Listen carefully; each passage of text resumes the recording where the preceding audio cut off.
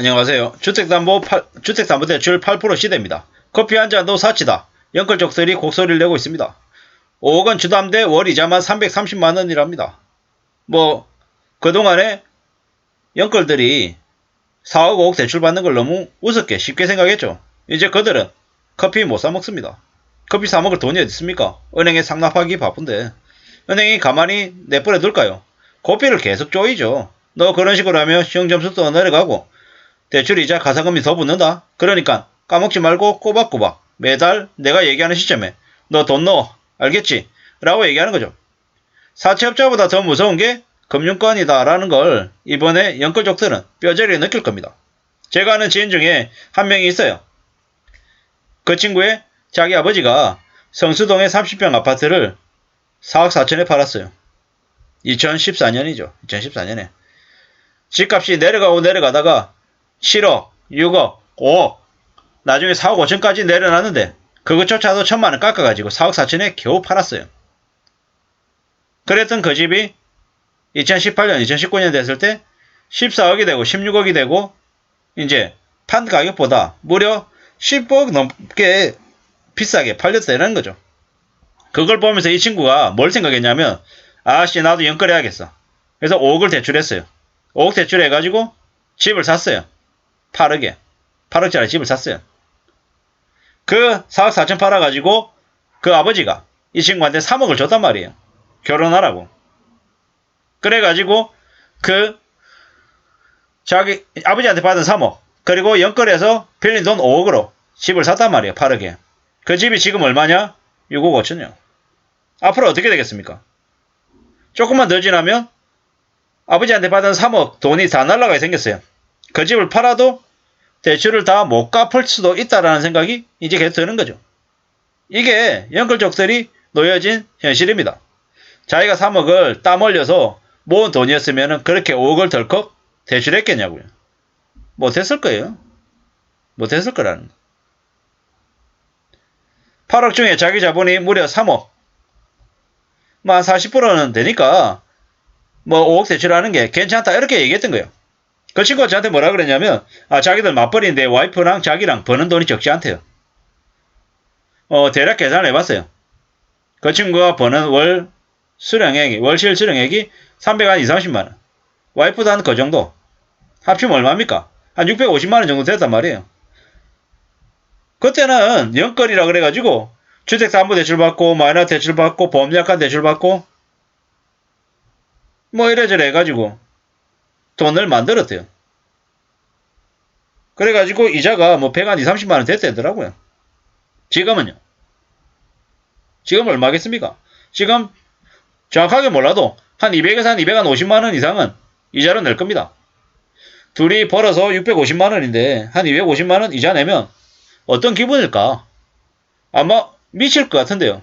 게다가 이제 이자가 300만원 이상 넘어가면 두 사람 중에 한 명이 번 돈이 은행으로 고스란히 빨려 들어가면 어떻게 되겠습니까? 미치는 거죠. 미치는 겁니다.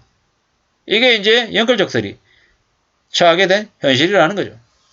저는 이제 제가 직접 이제 그런 일을 겪은 사람이 아닌 제3자니까 쉽게 얘기한다라고 말할 수 있습니다. 감히 말씀드리건데 지금이라도 손절하고 팔아내고 빚을 다 정리하고 손해 많이 보겠죠. 하지만은 보증금 있는 월세로 옮겨 사는 걸 추천드립니다. 근데 그렇게 하기 쉽지 않다라는 겁니다. 저도 2008년도에 정신 나간 짓거리를 했었죠. 집을 샀었어요. 어떻게 됐을까요?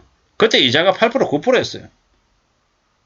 그때 집 사서 결국에는 손해본 게 얼만가 따져보니까 집을 판 게 2014년이었거든요.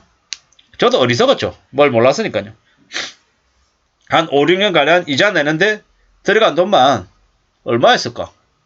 월 80, 한 2만원 정도 이자 냈던 것 같습니다. 이자로만. 그러다가 나중에 어떻게 되냐? 나중에 결국에는 산 가격보다 판 가격이 훨씬 더 낮았죠. 이래저래 그 기간 동안에 깨먹은 돈만 1억이 넘었던 것 같습니다. 그래도 그때는 하우스포라는 얘기를 했을 시절인 거고 지금은 뭡니까? 지금 영끌족이라고 얘기하죠. 표현은 다르지만 그때나 지금이나 뭐가 다르겠습니까? 아, 그때는 대출이 한 2억 정도였으면 지금은 한 4억 5억이라는 거. 충격의 무게가 2배 이상이라는 겁니다. 지나보니까 그때 그런저런 일들을 겪었잖아요. 그러고 난 이후에 어떻게 됩니까? 또 이제 많은 일들이 벌어지는 거죠. 나름 그래도 그때는 좀 호황이기도 하고 좀 여유롭기도 했던 것 같습니다. 잘 생각해야 되는 거죠. 많은 생각들을 해야 될 것 같습니다. 앞으로 어떻게 지낼지, 어떤 모습으로 흘러갈지 잘 궁리해야죠. 절대로 저 5억의 빚이 삶을 그냥 별일 없이 살게 해주지 않는다라는 거죠. 매우 무서운 금액임을 잊지 말아야 되겠습니다. 어쩌자고 저렇게 5억이나 빌렸을까? 뭐 이런 생각들이 드는 거죠. 금액이 너무 큰데. 금액이 너무 큰데. 감당이 안 될 텐데. 이런 생각들이 드는 거죠. 정신 바짝 차리고 살아야죠. 살아가는 삶이 절대 쉽지 않습니다. 만만하지 않다라는 거죠. 주택담보대출 이자만 330만원 내면 어떻게 살까요? 큰일 날 것 같은데요. 뭐 이자 갖고 나면 월급 남는 게 없다. 빚을 갚기 위해서 추가 대출 받아야 될 것 같다. 뭐 이런 얘기 안 되는데 감당이 됩니까? 상상 초월한 대충격이죠. 우리가 잘 알고 있다시피 미국의 기준금리는 4.0, 한국은 3.25. 이게 현실이죠. 대출금리는 2023년까지 계속 올라갈 것이고요. 뭐 미국이 말하는 건 미국은 2023년에 6% 7%까지 기준금리가 올라간다는 얘기도 합니다. 2023년 1분기에만 5.5%를 돌파할 걸로 보여집니다. 한국은 꽤 안 좋은 상황입니다. 꽤 안 좋은 상황. 충격이죠, 충격. 뭐 어떤 일이 벌어질까요? 앞으로. 대출금리 7% 되니까는 332만원. 8% 되면 336만원이랍니다. 무리하게 빚을 끌어다 쓴 2030들이 이제 큰일 난다라는 거죠. 충격인 게 뭐냐면 가계대출 평균금리 7% 되면 DSR이 90% 초과하는 대출자가 120만 명이랍니다. 120만 명. 사실상 이 120만 명은 대출을 못 갚는 사람인 거죠. 앞으로 이러한 이들이 120만 명으로 끝날까? 150이 되고 200이 되는 일이 벌어지지 않을까? 뭐 이런 생각들을 해봅니다. 무리하게 빚낸 사람들의 결말이 어떤 식으로 흘러갈지 우리는 충분히 짐작이 가능할 것 같습니다. 함부로 욕심부리고 함부로 탐욕을 가지지 말아야겠다라는 생각들을 더 많이 해봅니다. 아무도 도와주지 않는다. 함부로 뭔가를 욕심부려서는 안 되겠다라는 생각을 해봅니다.